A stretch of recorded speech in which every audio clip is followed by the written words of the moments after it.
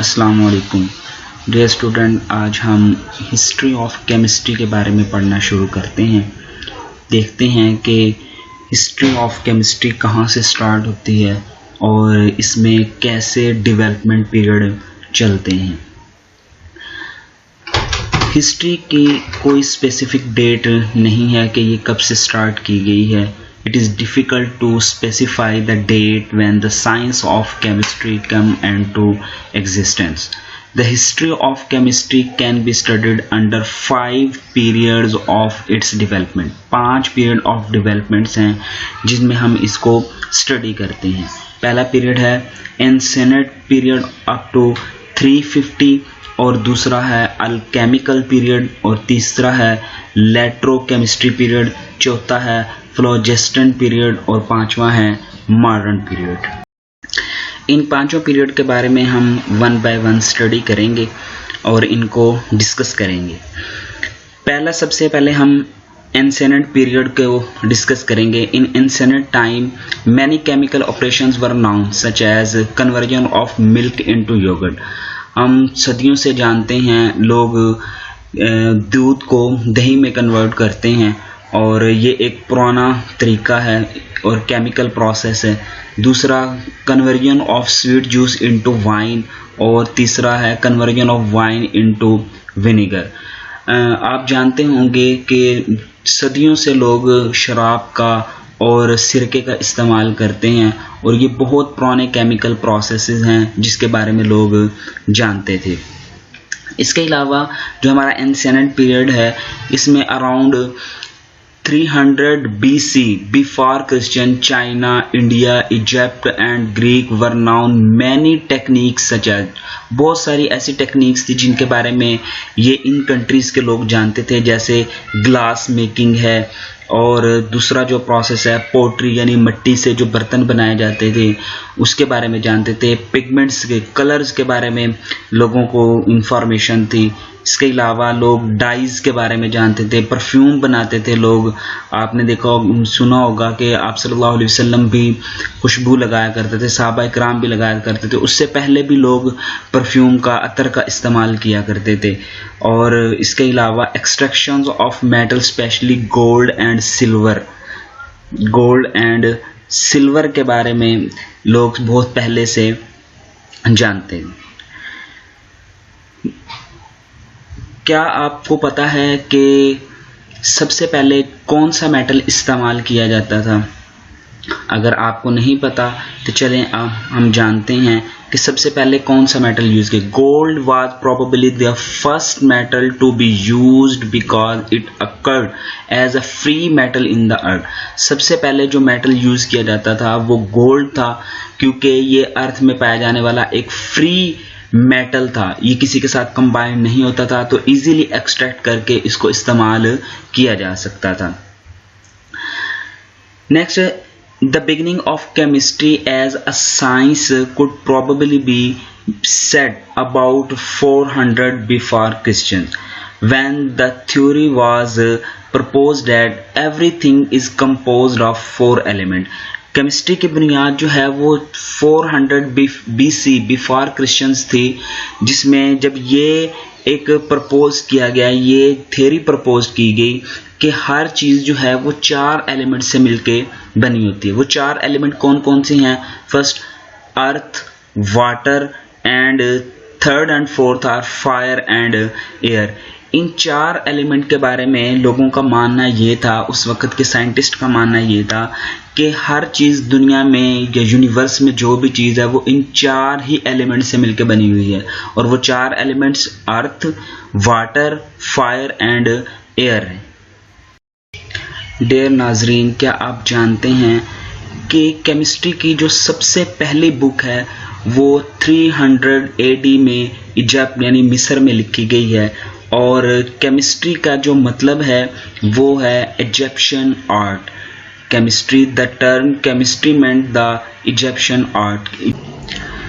दूसरा दौर है द अल्केमिकल पीरियड। इस दौर के जो साइंटिस्ट हैं उन्हें अल्केमिस्ट कहा जाता था, और ये इन्होंने दो चीज़ों को डिस्कवर करने की कोशिश की।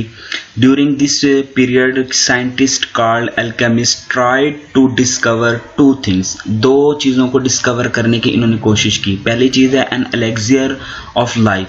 एलेक्सियर ऑफ लाइफ इसको आब हयात कहते हैं।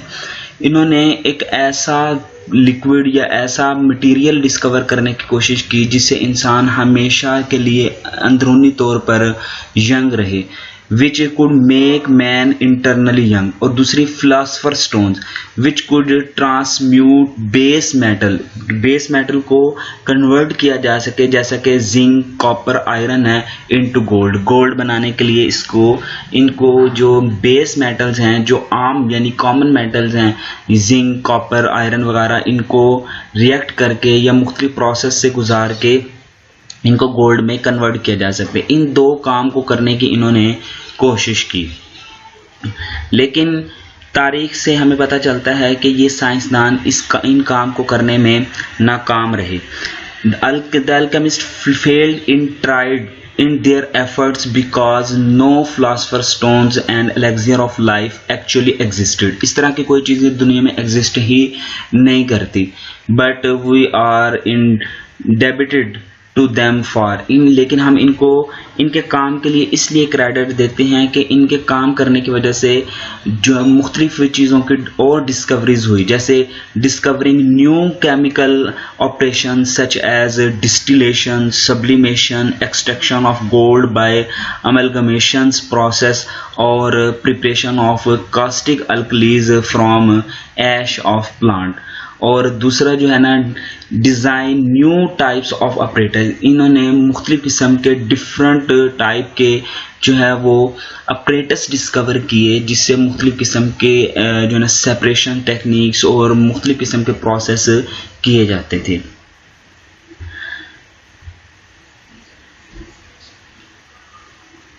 नेक्स्ट जो हमारा तीसरा जो पीरियड है वो है इलेक्ट्रोकेमिस्ट्री पीरियड।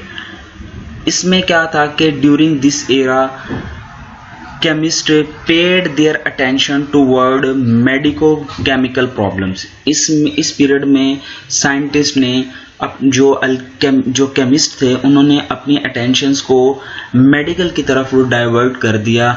उन्होंने इसलिए इसको डाइवर्ट किया कि उन्होंने कहा कि जो पहले जो अल्केमिस्ट गुजरे हैं वो उन्होंने अपनी ज़िंदगियों को, अपने वक़्त को ज़ाया किया। ऐसे कोई मटेरियल नहीं थे जिनको हम या फिलासफर स्टोन्स या दूसरा एलेक्सिर ऑफ लाइफ को हम डिस्कवर नहीं कर सकते। लिहाजा केमिस्ट्री का जो मेन पर्पस है वो मेडिकल है कि हम ऐसी मेडिसिन बनाएं जिससे इंसानी ज़िंदगियों को बचाया जा सके और इससे इंसान को फ़ायदा हो। They believed that the primary object of chemistry was to prepare medicine and not make to gold from base metal। इनका जो केमिस्ट्री का जो मेन पर्पस है वो मेडिसिन बनाना है, ना कि बेस मेटल से जो gold banana.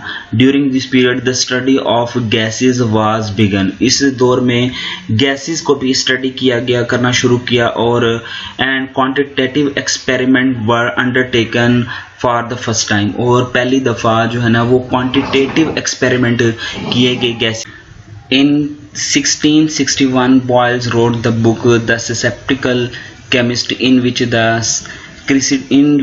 he criticized the basic idea of alchemy। यानी जो हम इससे पहले वाले पीरियड में जो अल्केमिस्ट के बारे में उनका जो नज़रिया पढ़ चुके हैं उसको इसने क्रिटिसाइज़ किया था। चौथा जो पीरियड है वो है phlogiston period. The phlogiston theory was proposed by Ernest Stahl. Phlogiston was describe as a substance. इसको फ्लोजिस्टेंस को एक सब्सटेंस के तौर पे डिस्क्राइब किया इन अ कंबस्टिबल मटेरियल, जो कि जलने वाले एक मटेरियल के अंदर होता है, विच इज़ गिवन ऑफ, जो निकलता है व्हेन द मेटल बर्न, जब किसी मेटल को बर्न किया जाता है।